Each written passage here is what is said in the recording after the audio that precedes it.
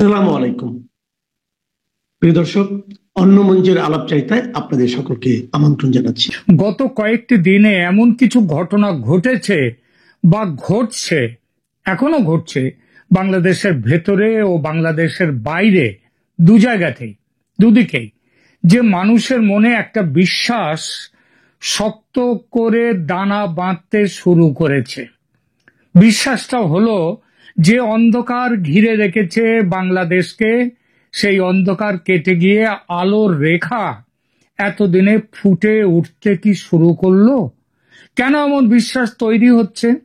এর কিছু আছে বহির্বিশ্বের কারণ, যথা আমেরিকার বিরুদ্ধে আরো স্পষ্ট করে বললে আমেরিকার প্রেসিডেন্ট ডোনাল্ড ট্রাম্পের শুল্ক নীতির পরিণামে রাশিয়া, ভারত, চীনের নয়া জোট, যে জোট এতটাই কাঁপিয়ে দিয়েছে আমেরিকাকে যে আমেরিকার বড় বড় কথা, যেটাকে সাদা বাংলায় বলে বাতেলা, এই মুহূর্তে প্রায় থেমে গিয়েছে। এমনকি সেন্ট মার্টিনস আইল্যান্ড, বাংলাদেশের সেনা ছাউনি তৈরি করা, হিউম্যান করিডোর, এসব প্রসঙ্গ নিয়ে এখন আর কেউ তেমন উচ্চবাচ্য করছে না। বড় ধামাকা ঘটছে দেশের অভ্যন্তরেও। যে ডক্টর মোহাম্মদ ইউনূস নির্বাচনের ব্যাপারে পঞ্চবার্ষিকী পরিকল্পনা নিয়ে দৃঢ় অবস্থান রেখেছিলেন, সংস্কার না করে কোনো নির্বাচন হবে না, এই ছিল যার মনোভাব, তিনি এখন নির্বাচন করার জন্য ব্যাকুল। আগামী বছর ফেব্রুয়ারির গোড়ায় নির্বাচন হবে বলে ঘোষণাও দিয়ে দিয়েছেন তিনি।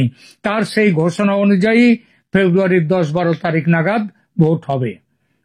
যে জামায়াতে ইসলামী বাংলাদেশ ছিল তার সবচেয়ে ভরসার জায়গা, সবচেয়ে বড় সমর্থক, মানে ইউনূসের, তারাও এখন নির্বাচন চায় না।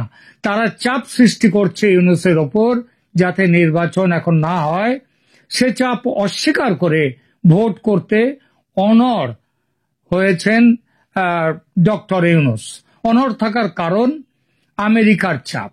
আমেরিকা চায় আওয়ামী লীগ বিহীন নির্বাচনে বিএনপি দলের জয়ের সম্ভাবনা বেশি, এবং বিএনপি ক্ষমতায় বসলে বাংলাদেশে আমেরিকার স্বার্থ গ্যারান্টিড হবে, সে ব্যাপারে কথাবার্তা পাকা হয়ে গেছে। এই জন্যই তো শেখ হাসিনাকে উৎখাত করে ইউনূসকে ক্ষমতায় বসিয়েছিল আমেরিকা এবং তার সহযোগী পশ্চিমা শক্তি। কিন্তু বাণিজ্য শুল্ক নিয়ে ট্রাম্প সাহেবের বাড়াবাড়ি পুরো ভূ রাজনৈতিক হিসাব নিকাশ একেবারে ঘেঁটে ঘ করে দিয়েছে। সাংহাই কোঅপারেশন অর্গানাইজেশন বৈঠকের সাফল্য দেখে এবং দুনিয়া জুড়ে মোদি, পুতিন, শি জিনপিং এর হাস্যমুখের ছবির বন্যা বইতে দেখে ট্রাম্প এবং তার সহযোগীরা এতটাই ভেঙে পড়েছেন যে একেবারে আক্ষরিক অর্থে প্রলাপ বকতে শুরু করেছেন। হ্যাঁ, একেবারে আক্ষরিক অর্থে। একদিকে এই অবস্থা, অন্যদিকে যে ইউরোপের দেশগুলো এতকাল ছিল আমেরিকার ছায়া, তারাও আজ ছায়া ফেলে ছেড়ে দিয়ে কায়া ধরতে শুরু করেছে। কারণ ট্রাম্প তাদেরও বিগড়ে দিয়েছেন, তারা ভারতের দিকে সেজন্যই ঝুঁকছে। যুক্তরাজ্য ইতিমধ্যে জিরো ট্যারিফ বাণিজ্য চুক্তি করেছে ভারতের সঙ্গে। ইউরোপীয় ইউনিয়নের অন্তর্ভুক্ত দেশগুলো কথা চালাচ্ছে ভারতের সঙ্গে। সব মিলিয়ে আমেরিকা প্রায় নিঃসঙ্গ। ইউক্রেন পর্যন্ত ট্রাম্প নয়, সম্মানজনকভাবে যুদ্ধ বন্ধ করার জন্য ভারতের সঙ্গে যোগাযোগ করছে। অবস্থা কেন বুঝেছেন? গত কয়েকদিন অন্তত তিনবার মোদিকে ফোন করেছেন ইউক্রেনের প্রেসিডেন্ট ভলোদিমির জেলেনস্কি। এই প্রেক্ষিতটা এই জন্যই বললাম, কারণ এই মুহূর্তে আমেরিকাকে ঠিক মতো লাইনে নিয়ে আসাটাই হলো আমেরিকার যারা রাজনীতিতে শাসনে রয়েছে এখন তাদের প্রথম লক্ষ্য। আগে আমেরিকার যে ক্ষতিটা হয়ে গেছে এই কয়েকটা দিনে, কিছুদিনের মধ্যে, আগে সেই ক্ষতিটাকে সামলাক, তারপর বাংলাদেশের দিকে নজর ফেরানো যাবে। চাচা আপন প্রাণ বাঁচা। বাংলাদেশ নিয়ে ওসব ডিপ স্টেটের লক্ষ্য আপাতত তাই শিখে তোলা হয়েছে। আর যেভাবে রাশিয়া, ভারত, চীন ত্রিশক্তি জোট বেঁধেছে, তাতে ঢাকা ছেড়ে পিট্টান দেওয়ার কথা ভাবতে হচ্ছে আমেরিকাকে। এরই মধ্যে আরেকটা বড় কাণ্ড ঘটে গেছে। এটা কিন্তু ছোটখাটো কাণ্ড নয়। ঢাকার ওয়েস্টিন হোটেলে মার্কিন সেনাকর্তার লাশ পাওয়া, বিষয়টা আদৌ স্বাভাবিক নিরামিষ গোছের হার্ট অ্যাটাকে মরার ব্যাপার নয়। বাংলাদেশ এবং যুক্তরাষ্ট্রের কিছু কিছু মহল এই হত্যার পেছনে ভারতের গোয়েন্দা সংস্থা R&AW বা রয়ের হাত দেখছে। এই হত্যাকাণ্ড প্রধান উপদেষ্টা ইউনূস সাহেবের ঘুম কেড়ে নিয়েছে। আমেরিকার সেনা যদি মারা যেতে পারে, তাকে যদি হত্যা করা হতে পারে, তাহলে ইউনূস সাহেব কোথায়? সেই জন্য ইউনূস সাহেবের আর ঘুম নেই। তিনি বেশ বুঝেছেন যে খেলা শেষ। তারেক রহমান প্রধানমন্ত্রী এবং তিনি রাষ্ট্রপতি। কদিন আগেও আমেরিকার এই প্রেসক্রিপশন যতটা বেগবান ছিল, আজ তার কণামাত্র নেই। তিনি তাই ভগ্ন মনোরথ, চলে যেতে ব্যগ্র। সেই রামপ্রসাদী গানটির মতো, আমার সাধনা মিটিল আশা না পুরিল সকলই ফুরায়ে যায় মা। এই পরিস্থিতি সেনাপ্রধান ওয়াকার উজ্জামানকে আবার অতিমাত্রায় তৎপর করেছে। যেভাবে পরপর দুদিন তিনি হাই প্রোফাইল তিনটে বৈঠক করলেন, প্রথম দিন প্রধান বিচারপতির সঙ্গে, তারপর দিন প্রধান উপদেষ্টার সঙ্গে, এবং তারপর আবার ওই একই দিনে তিনি রাষ্ট্রপতি শাহাবুদ্দিন চুপ্পু সাহেবের সঙ্গে যেভাবে এই বৈঠকগুলো করলেন, যেভাবে জুলাই ষড়যন্ত্রের বড় কুশীলব নূরকে পিটিয়ে হাসপাতালের আইসিইউতে পাঠালো সেনাবাহিনী, তাতে এমন সম্ভাবনা খুব জোরালোভাবে উঠে আসে যে বাংলাদেশের বর্তমান অবৈধ দখলদার সরকারের বিদায় আসন্ন। এটা কেবল সামান্য অপেক্ষার ব্যাপার মাত্র, তার বেশি কিছু নেই। আর এই বার্তা পাওয়ার সঙ্গে সঙ্গে বাংলাদেশের মানুষ আশায় বুক বাঁধতে শুরু করেছে। ইতিপূর্বে সেই ফেব্রুয়ারি থেকে ওয়াকার সাহেবের হঠাৎ হঠাৎ জেগে ওঠা, যাত্রা দলের বিবেকের মতো বড় বড় বাণী ছুড়ে দেয়া, আবার তারপর ঘুমিয়ে পড়া, এসব দেখে দেখে ক্লান্ত হয়ে গেছে মানুষ। তবু সেই কথায় আছে, আশায় বাঁচে চাষা। মানুষ তাই সেনাপ্রধানের এই হঠাৎ তৎপরতায় ইউনূস বিদায়ের সম্ভাবনা দেখে আবার আশায় বুক বাঁধতে শুরু করেছে। তবু ওয়াকার সাহেবের সেনাপ্রধান হিসেবে এতদিনের কাজকর্ম দেখে এই প্রশ্ন অনেকের মনে উঁকি দিচ্ছে, এটাও কোনো নতুন চাল নয় তো, নতুন নাটক নয় তো ওয়াকার সাহেবের? তিনটে যুক্তি আছে এমন ভাবনার পিছনে, মানে ভাবনাগুলো অমূলক নয়।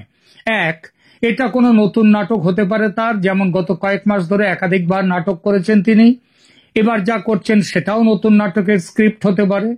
দুই, ওয়াকার সাহেব পুরনো জামাতি এবং পুরনো পাকিস্তানি। এই মুহূর্তে জামাত এবং জামাতের টিকি বাঁধা যে পাকিস্তানের কাছে, সেই পাকিস্তান বড় চাপের মধ্যে আছে।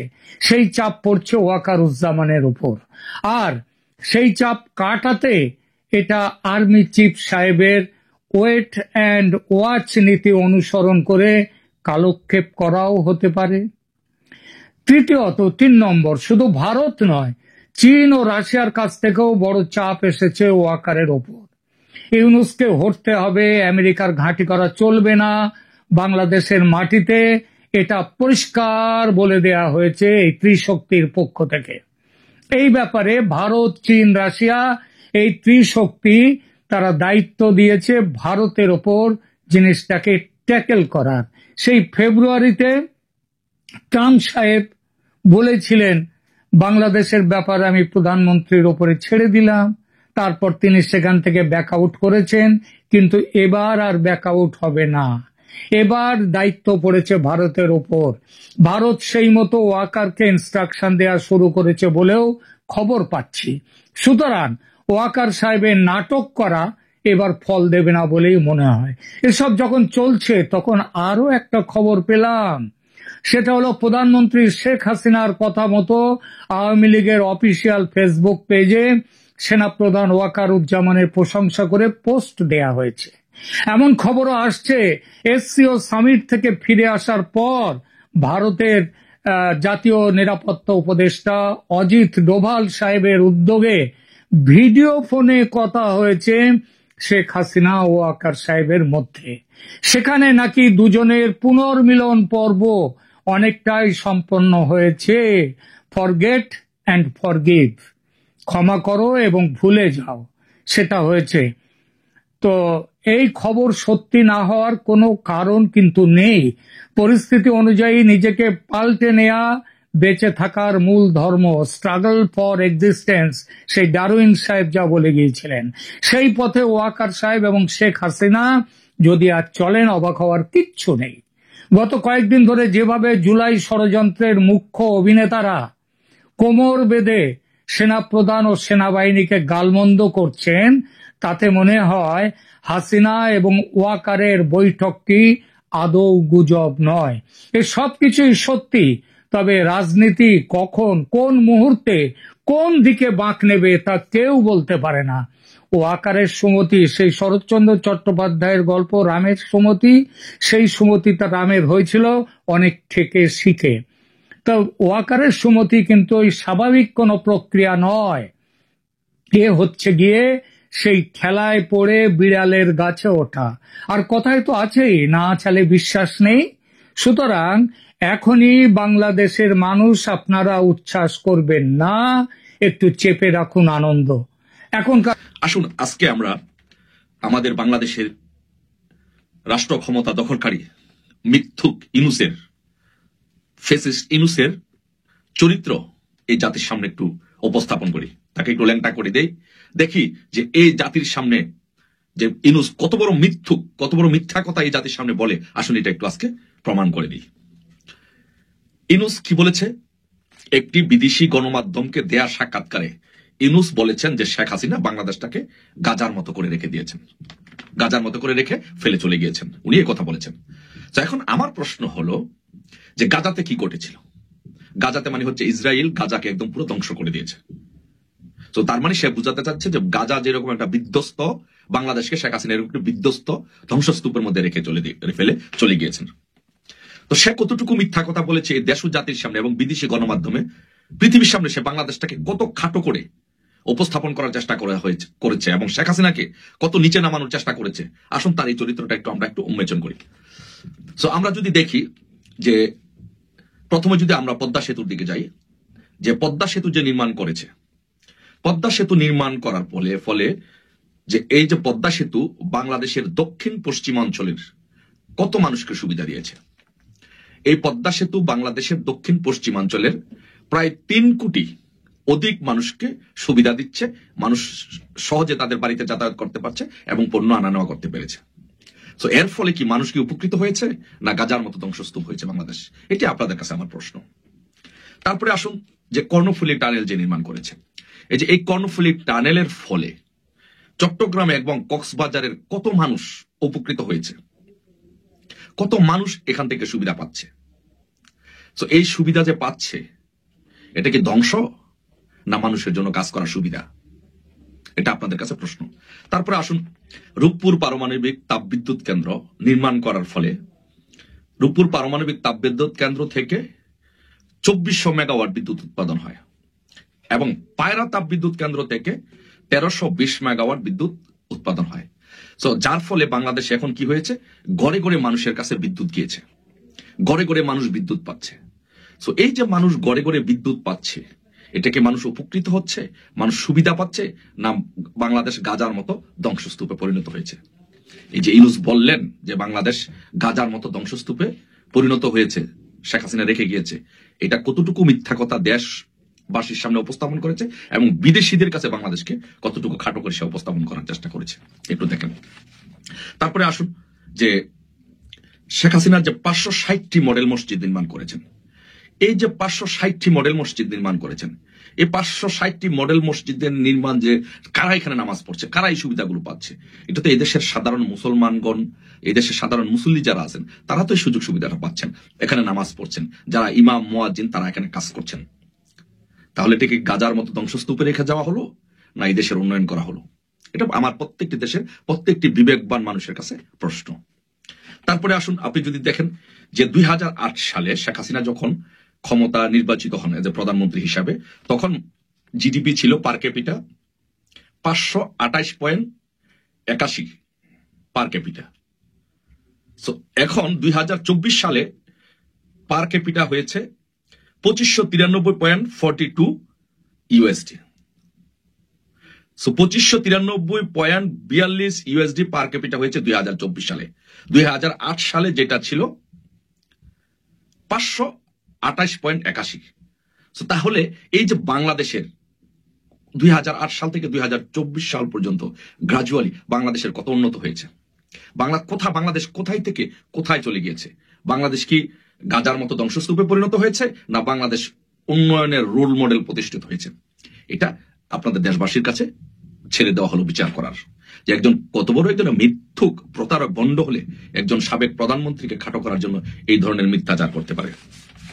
তারপরে আপনি যদি আরো আসেন অন্য বিষয়গুলো যদি দেখি, উন্নয়ন তো বাংলাদেশে শেখ হাসিনার শাসন আমলে বলে শেষ করা যাবে না, ঘন্টার পর ঘন্টা আমাকে বক্তব্য দিতে হবে শুধু উন্নয়ন নিয়ে। কিন্তু বড় বড় বিষয়গুলো আমরা একটু তুলে ধরার চেষ্টা করি। বিশেষ করে যোগাযোগ খাতের কথা যদি বলি, আপনি দেখেন যে মেট্রো রেল যে বাংলাদেশে নির্মাণ হয়েছে, এই মেট্রো রেলের কথা তো বাংলাদেশের মানুষ ঢাকার চিন্তাই করতে পারতো না। অথচ শেখ হাসিনা যেহেতু উনি ওনার বঙ্গবন্ধু যখন দেশের প্রধান ছিলেন, রাষ্ট্রপতি ছিলেন, উনি বিভিন্ন দেশে থেকেছেন, ঘুরেছেন, ওই সময় উনি স্বপ্ন লালন করতেন যে পশ্চিমা দেশের মতো উনি ঢাকা শহর বা বাংলাদেশটাকে নির্মাণ করবেন। সেই প্রচেষ্টা স্বপ্ন থেকেই উনি metro rail, Bangladeshi metro rail নির্মাণ করেছেন। এই যে মেট্রো রেল নির্মাণ করেছেন, চিন্তা করে শুধু একবার চোখটা বুঝে আপনি দেখেন একজন বিবেকবান মানুষের, যে উত্তরা থেকে মতিঝিল আসতে আগে মেট্রো রেল ছাড়া কত সময় লাগতো, এখন মেট্রো রেলে উত্তরা থেকে মতিঝিল আসতে কত সময় লাগে। এই যে সময়টুকু মানুষের জীবন যাত্রা যে সহজ করে দিয়েছে, এত উন্নত করে দিয়েছে, এটিকে গাজা বানিয়ে দিয়েছে নাকি মানুষের জীবন উন্নয়ন করেছে? কত বড় একটা মিথ্যুক প্রতারক ভণ্ড হলে এরকম মিথ্যা কথা বিদেশি গণমাধ্যমে বলতে পারে?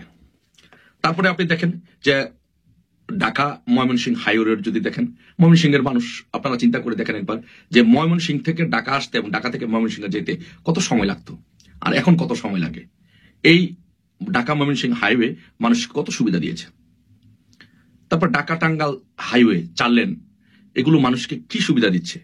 মানুষ এর ফলে মানুষ তাদের সময় সেভ করতে পারছে, সহজে মানুষ যাতায়াত করতে পারছে, তাদের পণ্য পরিবহন করতে পারছে, মানুষের জীবন এখন সহজ হয়ে গিয়েছে। তাহলে এটাকে গাজা হলো না বাংলাদেশ উন্নত হলো?